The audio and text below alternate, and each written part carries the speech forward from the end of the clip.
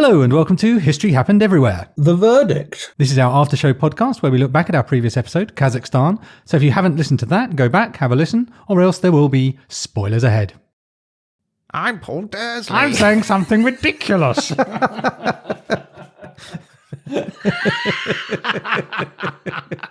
Paul refuses to give up a hostage to fortune. Total silence from Paul. Ah.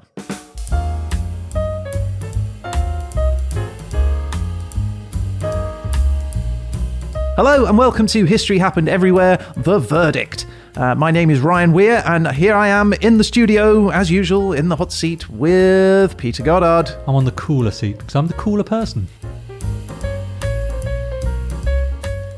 And on the hot phone, on the tepid telephone, On the lukewarm phone. it's Mr. Paul Dersley. Well, a cool seat is better for your piles.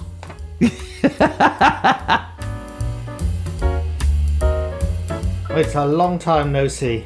It has been, hasn't it? We took a little time off, but it did mean that we haven't spoken or done an episode for a couple of weeks. So yeah, forgive us if we're a bit rusty. We forget how this works. Yeah.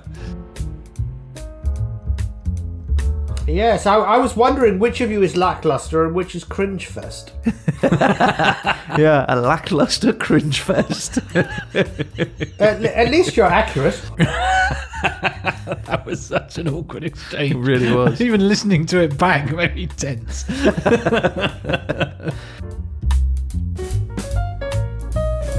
Paul, it's Easter. Well, as you say, depends whether you're Gregorian or Julian. Yes, very true. That's right. Depending on where you are and what your belief system is, Easter is either still happening, not happening, never existed, or is some other sort of Still to come. spring festival, or still to come. Yeah. Have you celebrated yours? Do you celebrate Easter? I celebrate no Christian festivals or religious festivals at all. Okay, what about recognise the oncoming of spring? Oh, absolutely, yes. Have you seen any baby animals? Like a little duckling or a little lamb? Well, I've seen dead lambs at Easter. Oh. Because do you eat them? Have you had chocolate over the past month? No, not a great chocolate lover. Have you painted an egg? No. You fought with an egg. No. Have you worn a bonnet? I've worn something on my head, yes. That'll do. Easter bonnet. Easter bonnet. See, you do celebrate Easter. What's the Easter equivalent of Scrooge? It's missing an Easter Scrooge. Judas?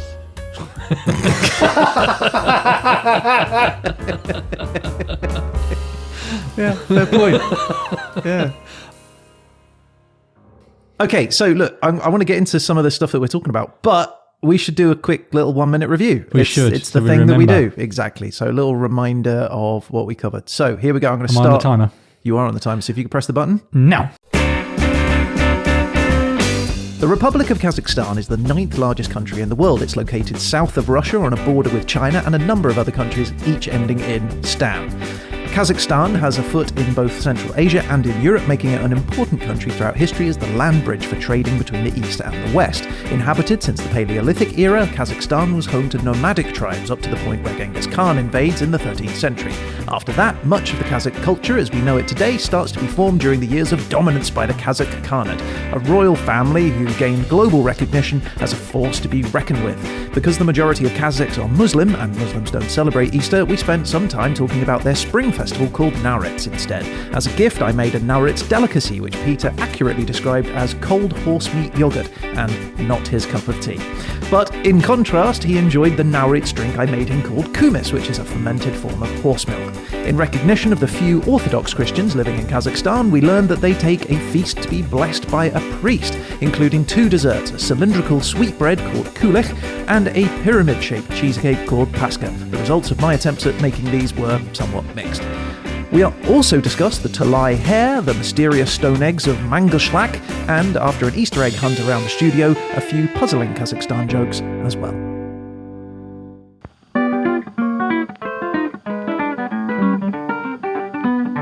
That was was last week's episode done? Summarised nicely, nice one, son. Now we're over to a young Dersley, who's gonna tell you what he thought of thee. He'll take you apart without any care. He's the lovely Paul Dersley.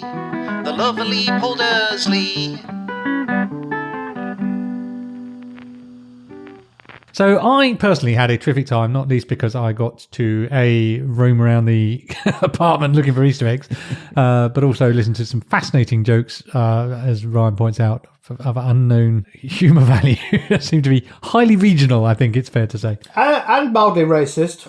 I'll be honest, those were the better ones that I picked. Oh, crikey. Okay, Yeah. well, moving on. So I want to know, Paul, from your point of view, I was having a great time hunting for eggs and whatnot, but how did it come across as a listener? Slightly too long. Yeah, you don't like the long ones, do you? Well, I get bored when you've repeated something a couple of times. And I was sitting there counting. Now, what are they up to? 6. I thought you weren't going to do the 7th, and I almost got my pen poised to say you said you'd done 7 and you'd only done 6. So were you more disappointed that it was long or that you didn't get to mark us down for having 6 instead of 7? I think the latter, probably. Yeah. It's a festive episode. This isn't every week, Paul. It's yeah, just a one-off. I was slightly disappointed that you didn't have something that you couldn't lose. You could lose at. Yeah, I deliberately left off any competitive element this time. I got really angry last time, like genuinely, and I didn't want to face into that again. All right, let's talk manga schlack. Still one of my favourite words of recent learning. Manga schlack. It's so Doctor Who, the egg stones of manga schlack. Yeah, the stone eggs, the mysterious stone eggs of manga schlack. But yeah, those are fun things, aren't they? Yeah, it reminds me of that. Can you remember that program from the 80s called Arthur C. Clarke's Mysterious World? No, but do tell me what that was. Oh, you must remember that, Pete. I do. Don't just turn to me when Ryan's too young to remember something. But also I do remember that. It was, Arthur C. Clarke, the science fiction writer who exiled himself in Sri Lanka. He sort of had this program on Yorkshire television where they were sort of trying to go around in all of these sort of crystal skulls of Mesoamerica and stone balls of Costa Rica and the Anthoctera mechanism and those sort of things. I don't think they did the balls of Mandelson or whatever they're called. Manga schlack. Yeah. They should have done. Well, this is the thing. I didn't know about the mysterious stone eggs of Mangelschlag. This is what I thought was clear to me from the episode as a whole was quite how little any of us know about any of that region. There's so much going on there. But it doesn't really, Kazakhstan doesn't come up much, does it? It doesn't. Have you been there, Paul?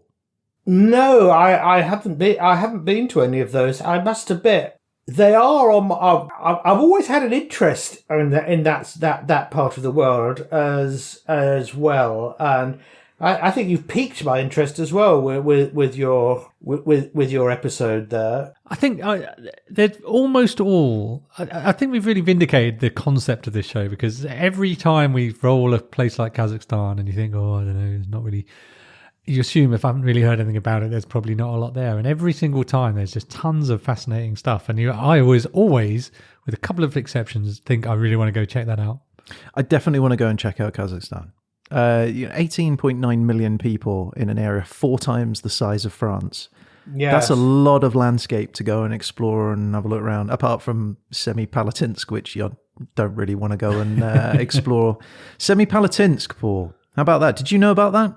Is that the nuclear place? That's the nuclear place you do not want to go to. Can you please say that word correctly?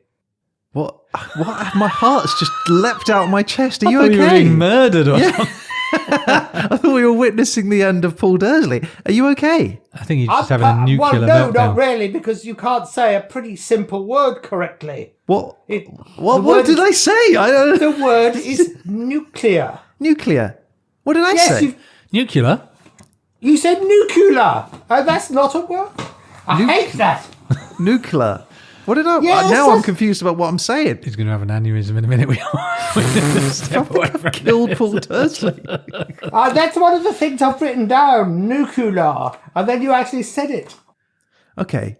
So, from the nuclear... Now I'm paranoid about how I'm going to say it in case you die again. Atomic. He's died and arisen. Nuclear. That's the word. Okay, right. I'm sweating.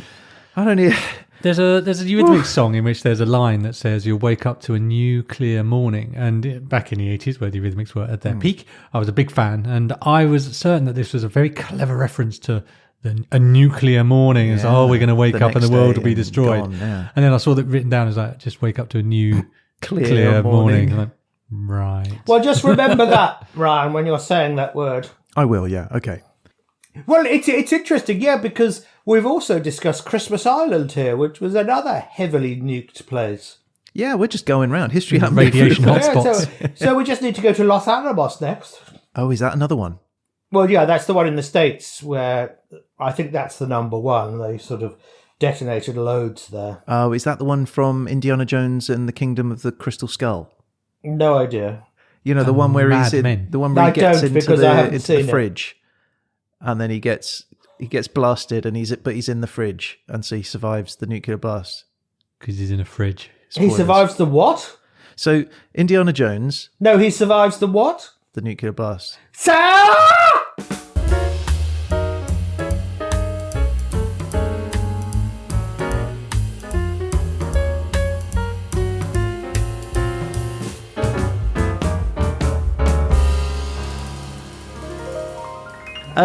There are 100 elements on the periodic table that can be found in Kazakhstan. That was a Kazakhstan fact that I quoted. That's utter rubbish. Okay, why is that rubbish? Is that not a fact? Because there aren't 100 naturally occurring elements. Is it just a lab with a rack of elements? Well, I think it goes up to uranium, doesn't it? And then I think some neptunium, but anything above that is man-made, and the half-life is so short that it could never naturally occur. Well, in fairness, it's also home to the most irradiated place for miles around. So maybe they've made a few on the way. Yeah, from all the nuclear... I mean, the bombs. There are... How many... -1. How many elements are there on the periodic table? Well, there are 92 naturally occurring elements. Now, there are, I think at the moment, there are something like 121 elements, but everything above 92, so 93 and above, they're all man-made. Okay. Now, they may have existed in nature before, but their half-life is so short that they would have all disappeared by now.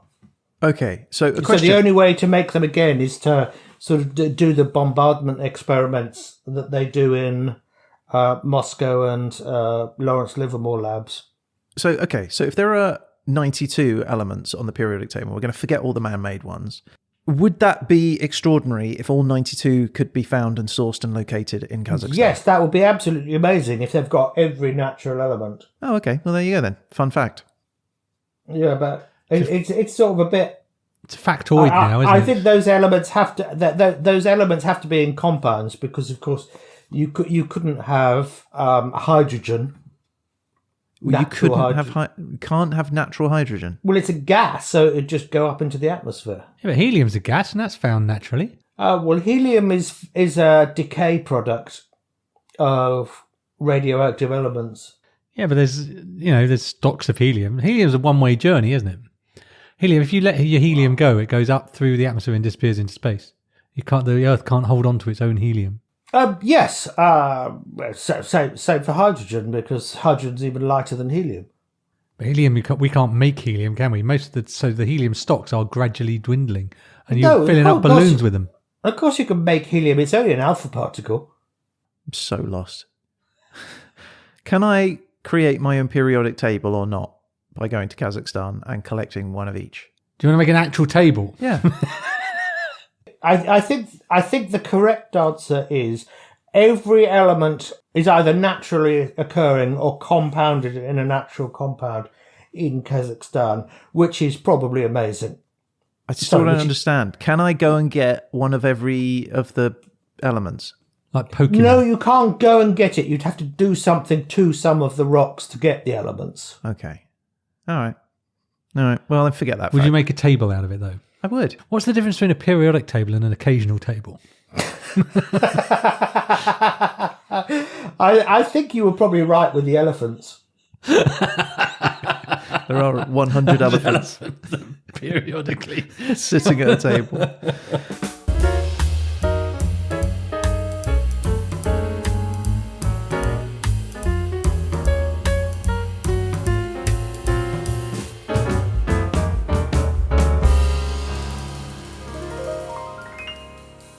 Protestant Reformation. I mean, I feel like there's a question there. Pete, I thought he was going to say, I'm against it. Yes, I always think it must have been quite messy if he nailed his feces to the door. His theses. That's good. I like that. So Protestant Reformation is the time period that the Dersley gave us. And it was quite a long period of time. Mm-hmm. I think for me, the interesting part of it is the degree to which everything gets... When we tell our history, there was a real temptation to say, this guy nailed a book to a door and that changed everything. But of course, that's only going to... I'm sure other people nailed other literature to other walls, doors and ceilings. It must have been common enough that he was doing it. So he must have done it. Yeah. The tinder's got to be dry, right, for the spark to catch. So, I cannot imagine that he's just gone, I've had an idea. And everyone goes, oh, that's a good idea. Let's all fall in line with that. Yeah. It must have been this whole groundswell and build up of people going, oh, I don't know, I'm not sure about this. And then finally someone does something that is a trigger rather than a cause. Yeah. Yeah, and sort of he's the one who says, oh my God, sod this. And he's the one who then stood up and nailed it to the door. How dangerous was it for him to do that? Oh, I don't know if he wore safety gloves. He should have been all right. How long was the nail? Goggles, just in case it chipped. No, but was it dangerous? The Catholic Church famously, creating the Spanish Inquisition. It was bold, wasn't it? There's no doubt about that. But would he have been in physical danger for that? I think anyone who challenges orthodoxy is always in physical danger because people don't like that in any religion. I think it was sort of almost a bit too early. Then there were relatively few of them were known. So the Catholic Church hadn't had time to really mobilise against it. Whereas it was probably in the next 50 to 100 years after that is where, we got the nobody expects them to appear. So my concern is for the janitor in the church who... People being who they are, I can only imagine there was then this rash of people nailing various tracts to various bits of his church. It's like, oh, for goodness sake. It's like the Twitter board. Or exactly, right? The forum, everybody just suddenly jumping on the, hey, this worked. Let's try this. Yeah, retweet, renail, if agree. So, yes, it was interesting, this thing you were talking about, the sort of Julian Gregorian split and it happening, of course. Oh yeah, this country changed calendars in 1752, and we had those missing 10 days as well, which was I think September the 2nd, 1752 was followed by September the 14th, 1752. Okay, and the change happened in that year, and so in the next year when the year ended. Which at the time the year used to end on the 24th of March. Yeah. The merchants got very annoyed about this because they had to pay tax for 365 days in a year that only had 354 days. Oh, I see. They wanted a little bit off. So what happened was the government said, okay, we'll slip that by 10, 11 days. And that's why the tax year to this day starts on April the 6th. Because of the change in the calendar, those 10 days were missing. And the 25th of March was traditionally the day that taxes were due. It was a quarter day. And so historically, that's still why our tax year starts then. How accurate is the Gregorian calendar, given that it was several hundred years after the Julian calendar? Surely with our, mathematical and scientific minds, we've worked out that actually a more accurate version of the calendar. It's pretty accurate. Although we, of course, had one of the consequences of it 21 years ago in the year 2000. Yeah. Because the year 2000 was a leap year, whereas the normal computation would say if a year is divisible by 100, it's not a leap year. Like 1900 wasn't a leap year, 2100 wouldn't be a leap year. But you have to suppress one of these every 400 years. Hence, 1900 wasn't a leap year and 2100 wasn't a leap year. But the year 2000 was a leap year. And what this does is it just takes out all of the errors, and it means that every 100 years the error builds up. So after 400 years, the error is, I say, relatively large, but by putting that leap year in, it flips it down. So the error then becomes on the other side. And then over the next 400 years, it moves up again. And then it flips down. They think that they might have to suppress the year 8000 as a leap year. Oh, I've got something on that day. Yeah, I'm busy then. Can they push it? I've got one thing in the 8000s, and that's it. But the thing is, they're not really certain, because they're such relatively long timescales that the Earth will probably have slowed down in its orbit slightly. So I see. So it adjusts because of... It may have to be adjusted because of that, yeah. Oh, interesting. Because if you think about it, the year 8,000, 6,000 years from now, the Julian calendar only started, or the Gregorian calendar only started about 500 years ago. How does it work with space travel? What do you mean? What does NASA use? GMT or does it use the Gregorian calendar? So if we were to fly, right, if we were to have our first interstellar flight to the nearest star or whatever, would they use the Gregorian calendar for that? Well, time-wise, I can tell you that they use UTC, which we call GMT. Yeah. Which is why it's interesting that NASA has the moon landing on a different day that America says they had the moon landing, because it was over the GMT different day, which is interesting in that sense. Usually space missions are done on what's called elapsed time. But I'm talking about, like, if you were to travel really, really far away. Depends how fast you go. Well, I'm going near speed of light. Well, then that time Here we go. differently. This is going to be interesting. Yeah. So what happens with the calendar then? You've got to flip it quicker. There are two different calendars. Well, it's not two different calendars. Time is running at two different rates. Right. Your perception of time stays the same. However, our perception of you is different. Our perception of your perception of time, if that's not a contradiction in terms. I think anyone who listens to this podcast knows that perception of time can vary wildly from episode to episode. I think the classic thing that they've calculated is if you were to go to Alpha Centauri, which is a nearby, relatively nearby star, the return journey, sort of travelling at significant fractions of the speed of light, would take 7 years for the astronaut to travel it in his time. Okay. However, 49 years will have passed on Earth when he comes back. Yeah, we're both using the same calendar. Us and the spaceman. But they can't, by definition. They can't use a calendar. Well, of course, they can use a calendar, but they will not be in sync. So you've got a choice as the travelling spaceman. You can either flip your calendar over much quicker and watch the time go what appears to you to be very quickly. Live in dog years. And you're sort of witnessing time as it is experienced by the people you left behind. Or you can turn your calendar day by day and get increasingly adrift from the time of the people you left behind. So far adrift to make it impossible. Well, to make it impossible to really have any... Because you couldn't communicate with him as well. I'm so confused, and this hasn't got anything to do with Easter. So let's move on. All right.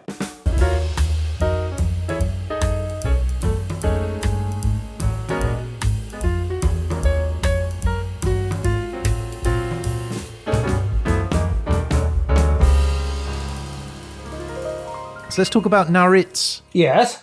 So this is the festival, the New Year festival. That sounds super awesome fun. I really, if I'm going to my plan, as ever, every week I plan my trip to whichever country we're talking about. Yeah. And I want to arrive in Naritz in the town. Yeah. And then I'm going to leave town and go and do some sort of step yurt living Aerobics. for a week or so, just riding horses around and generally being wild and free. And then I'll come home. That's my plan for my... in March next year? Yeah. All right, sounds good. Means you're going to have a lot of Narets Kosher, though. Yeah, that's a price I'm willing to pay, I think. I can just nibble a bit at each household. I wish I sort of harking back to what we say. I wish we started our year in March time. Oh, it's much more sensible. It is the perfect time to start a year, not right in the middle of midwinter when it's really crappy and miserable. Yeah, there's nothing new and fresh, is there? In January the 1st, it's now we're like, oh yeah, things are happening. Spring is coming. Absolutely. You can understand why most societies had New Year in springtime. Yeah, and I agree. The festivals. Well, as you were saying, Easter is it's a fertility festival, isn't it? Easter comes from the same root as estrogen. Esther. It comes from the same root as estrogen, the female hormone, because everything was springing up and fertility, fecundity, rabbits, as you were saying. But yeah, it's the perfect time for a new year, in my opinion. I concur 100%. So you two both got to try some Narets Kosher. Yeah, it wasn't for me. I think it's very clear from the podcast itself that it wasn't for me. It's not my cup of tea. I don't judge other people things that I don't like that other people do. So I didn't have a problem with it, but it wasn't for you. Wasn't That's fine. thing. Paul, we couriered you some Narets Kosher. I will judge for other people. It was horrible. But what specifically? Let's give us a little review. Actually, Pete was right. The nicest part of it was the horse meat. That sort of sounds a bit paradoxical, but it all went down my waste disposer. How much did you actually eat? Like, did you get through a spoon? I got through 2 spoonfuls because I was thinking when Pete got through the second one, I thought, oh, I've had the same as Pete. And then he had a third one. He did. He went for a third. Bless his heart. I mean, to be fair, you've got to give it a fair crack. You saw the bucket of it that was waiting for you. It was huge. After it felt, I knew how much effort you'd gone to. So if I just sort of have half a teaspoon and go, oh, no, thank you. I thought that's not really fair. I had to give it a fair crack. And I took some home and had another go. And at no point did I think I'm converting. It's such a simple dish to make. Like, it really was. Like, it's not hard to make Narets Kosher. There are other easy to make dishes. Yeah. Well, I liked your idea that if you didn't like one ingredient, you could replace it. So the question is, can you replace all 7 ingredients? So just anything with any 7 ingredients. See, my theory is if you exchange the yogurt for a tomato sauce, you've got a decent stew there. Yeah, it's not bad. I'd have enjoyed that and make it hot. And it was if it were heated up. Yeah, no. But that's not traditional, right? Then I wouldn't know that it was springtime and time to burst forth into new life. Indeed, yeah. That's what I guess the kefir is there for. But you're right, it does have a very distinct smell. The smell was the thing that put me off the most. Because I like yogurt. I don't mind those things. I don't mind a bit of meat in my yogurt, but the smell was acrid, wasn't it? It has like with that lactic smell. Off smell, isn't it? Yeah. To our Western noses.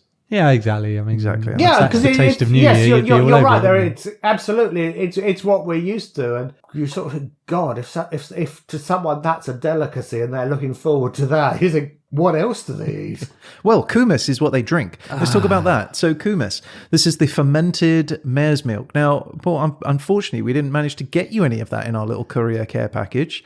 Reason for that being because we drank it all. It was amazing. So sorry about that. Yeah. No, it sounds like it was quite... So it sounded a bit like lassi. A bit. Yeah, a bit. It felt watered down, if anything. But it was tasty, very sweet. Yeah, it was. I had absolutely no complaint. Well, we finished the whole lot off, didn't we? We polished it off nicely, and then we went a bit funny afterwards. We did. Quite giggly. Yes, you did go rather giggly. Yeah. What about the making of it? Like, how do you feel about being in a yurt? You're part of a tribe, let's say, of 30 people, and you all take turns with your big splodger to splodge the milk around in the horse leather saddlebag. Yes. I like it. That's the bit that makes me feel like it's a traditional festive thing somehow.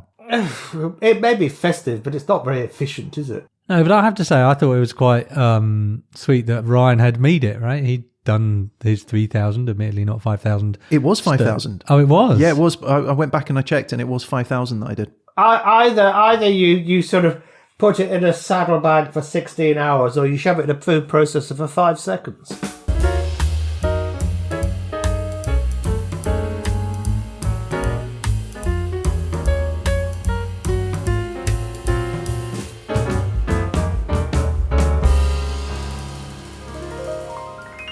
Food-wise, let's move on to our Orthodox Easter, where we had kulich and Pascha. Now, you both had some of this. Let's talk about the Pascha. Let's just get this out of the way, shall we? Oh, the one that I received as a mash in a bowl. Yeah, that was the one. That is the one, yeah.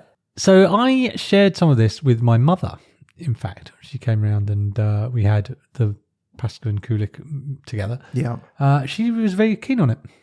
So Now, spans I the didn't generations. like it. I really didn't like it. That was the thing I liked the least out of all three. Wow. Okay. After it was still quite lactic. It was sort of like an off custard. Yeah. No, that's true. That's fair. Yeah. I mean, how much of that is down to my cooking? Yes, of course. And it not having set properly, but I can't imagine that would have had a huge impact on its taste. There was a lot of sugar, a lot of butter in it, a lot of cheese. I mean, a lot of cottage cheese in there. Yes, and so all of those things sound like it would be nice, but perhaps it's because I had it a day later or whatever. But it was quite. We had it a couple of days later, and it was still good for us. I think it's just a taste thing. I think so. To me, I found it quite bitter. Okay. For a sweet thing. Bitter. Interesting. Yeah. So at 4 a.m. in the morning, though, maybe a delicious treat? No. Okay. About 4 a.m. after some vodka and champagne. I love it. I've got a question for you, Paul. Mm-hmm. Is it better to be a big man in the little horde or the little guy in the big horde? That's a great question. A little guy in the big horde. Why is that? I think it's always better to be bottom of the top than top of the bottom. Assuming that big is better than little. Well, horde-wise, I mean, I think generally hordes are graded by the size, right? It's the tiny horde isn't even really a horde, is it? You've got to have at least a certain minimum volume to be a horde. If you were sort of the king of the little horde, I think everybody else in every other horde, in the other hordes, would laugh at you behind your back, at least. Yeah, I'm inclined to agree. It's the horde thing, isn't it? It's like, eventually you get to a point where you're like, is this even a horde? There's like Colin, Jim, Gary and Bazza. Yes. We're like, are we a horde? I don't know, is 5 a horde? Yeah, it's like all the people who were picked last for the football team, like me. You can be in the little horde. I'm just looking up what is considered a horde. And the Mongolian horde, and the Golden Horde under Genghis Khan, that was around 130,000 men. So somewhere between 5 and 130,000. Yeah. But then also, you've got a horde is 50 to 99. Above that is a throng, which is 100 A to horde is bigger than a 249. throng, surely. I think the thing is, if it depends whether the riot act has been read. I feel like I've been in a throng, but I don't feel like I've been in a horde. Have you been in a swarm? 250 to 499. Yeah, I've been in a swarm. A zounds? I 500 don't wish to 999. I don't wish to be in a throng. It would be too tight. Oh, now I've got an image of you in a throng. And then you've got Legion, which is 1,000 plus. I feel like a horde's bigger than a legion. I feel a horde's bigger than all those. That's what makes it a horde. I would think a horde is sort of like an army or a division of an army. Yeah. If someone said the Mongol throng is coming, I'd be like, so? The Mongol swarm. The Mongol swarm, I'd be nervous. The Mongol zounds. The normal sounds, I'd be like, what? I The don't even know what Mongol that is. Legion. The Mongol Legion, I'd be worried about. Yeah. But Legion implies a certain degree of discipline as well, whereas horde's got a ramshackle feel to it. Well, let's just run it through from the beginning then. So there's a few, 1 to 4. A few, yeah. Here comes the Mongol few. Yeah, I'm not worried. I'm not worried. Close the gates. There's the several, 4 to 9. The Mongol several are coming. Then there's the pack, the Mongol pack, Yeah, that's 10 to 19. Now I'm feeling like bandits kind of could be problems. Here come the lots, the The Mongol lots, the Mongol lots. 20 to 49. How many of them are there? Lots. You're going to need to be more specific. You are not doing your job. And then Horde, 50 to 99. You've gone from lots to horde. Yeah. That feels like a leap to me. How many are there? Lots. Well, is it a horde?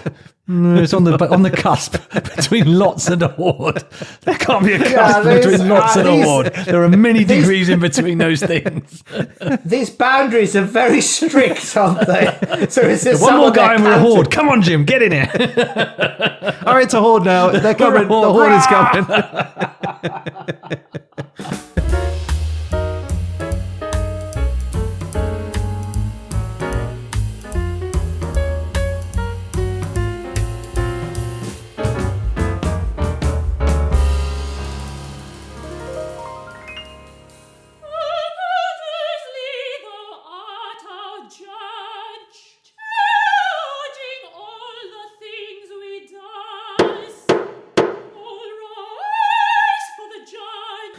Anyway, right, let's grade me. Well, before we start, I want to talk about last week's. Yes, I do too. So, Paul, you said obviously you weren't happy with the little Paul Dersley song that I thought was terrific. Well, we did two, right? We did my original one. Right, Judge. He's the judge, judging all of the things we does. That one. That was a good one. Followed by the rap singer one. Because we thought we wanted to give him something different. He didn't like that. For the judge. But so I thought I'd go something slightly different. So I commissioned the lovely Morgan Balfour, a highly professional operatic singer. All rise for the judge.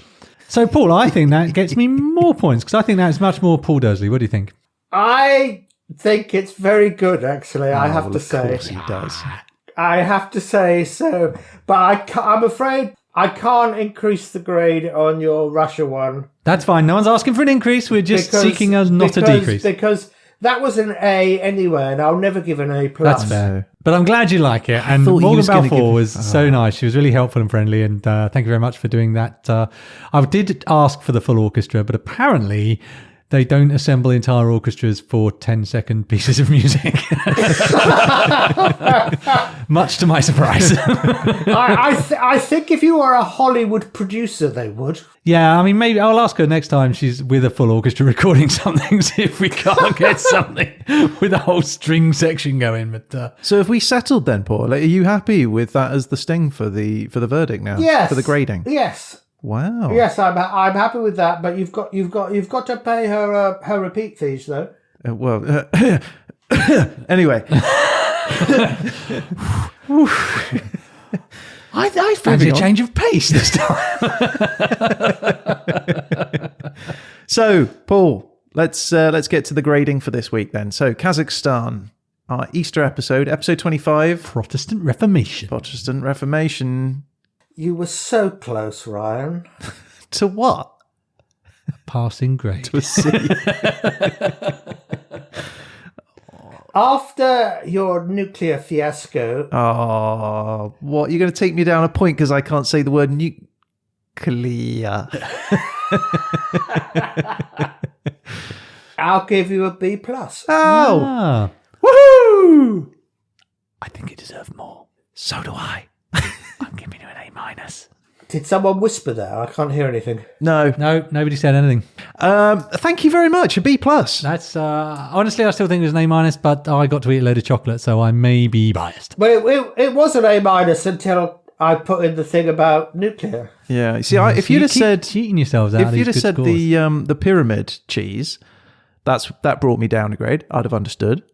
If you'd have said because you fed me some horrible food that I didn't like, I would have understood. I was thinking that this was a C. This was a C grade, so I'm happy. This is like an Easter gift to me. I think you. I thought you'd know me by now. Isn't that song? Now is gift. Do you feel like maybe this is the start of a new start for me and you, Paul? Like the spring has sprung. We're looking forward. Like the world is brighter, lighter. We can look to better grades than the darker times. You've munched on his long cylindrical cake with a dome on the top.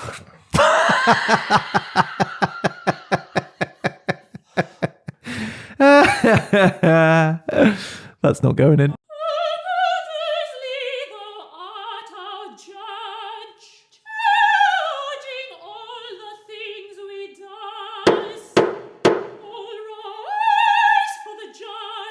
Right. Right. So there we go. So that's a happy ending to our Easter special. That is. And you did a great work, Ryan. I think you should be so proud of that. It was a really fun episode. Thanks, man. And I want to say congratulations to Mr. Paul Dersley for joining us on our History Happened Everywhere journey. 25 of these. Yes. I know you haven't done the verdict for all 25 of those, but you've done the majority of them now.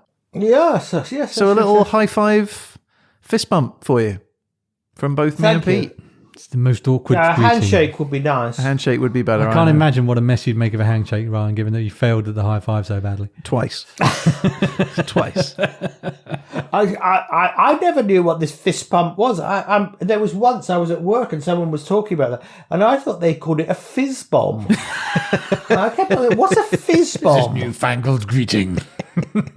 I want you to give me a fizz bomb next time I see you. Fizz bomb. Fizz bomb. Next episode is Pete.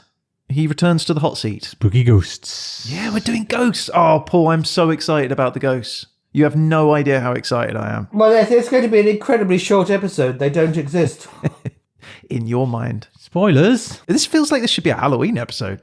Ooh. Yeah, ghosts. So, USA, 1985 to 1990, and ghosts. Ghosts. All right, you looking forward to it, Paul? Yeah, sort of. I'm really looking forward to it. I'm looking forward to how much Paul Dersley is going to hate it. I'm so looking forward to it. Haunting. Well, it's interesting because it's not a rational subject, is it? There's a lot of history of ghosts out there. Well, there may be, but not for 5 years in the late 80s. Well, you don't know, my friend. You don't know. It's all going to be about that stupid film. Ghostbusters. Yes. Can we use that? Probably This is not about movies. This is about history. Yeah, that's true. But also there may be some Ghostbusters in it. Yes. Yay. You're going to hate this episode. So badly. Okay. If Ichabod Crane is mentioned, you will lose points. Noted. Right.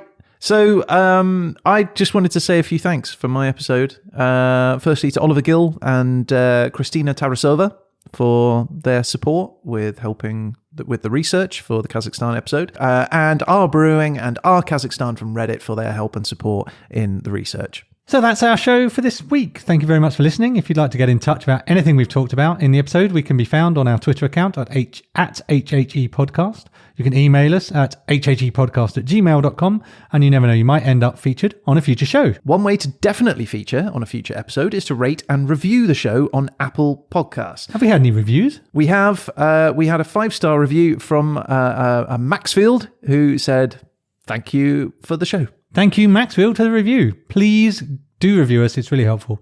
Yeah, and in the meantime, you can find and join discussions about the show on Facebook and Reddit. So head over there, subscribe, as well as Twitter, Instagram, LinkedIn, where every day a hit of History Happened Everywhere will magically appear in your feeds, either as a bit or a bite, a little gag or a little animation.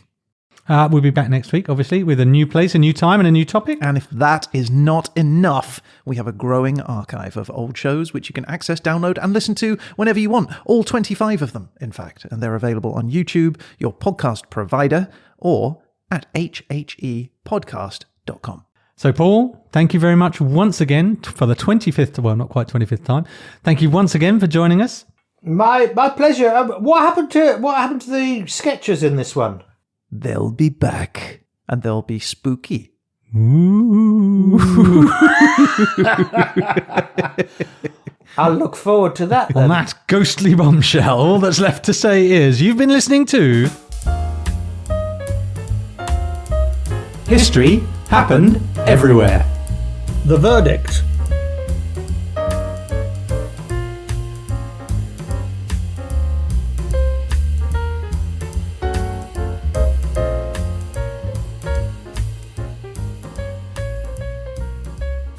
How are you doing, though, Paul? Are you okay?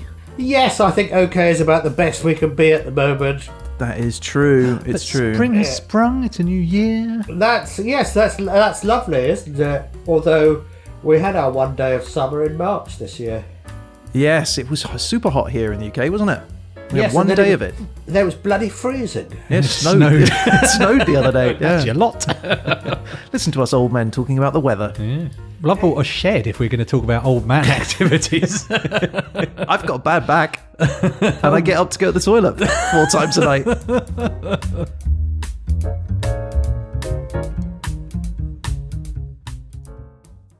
That's great. Thank you.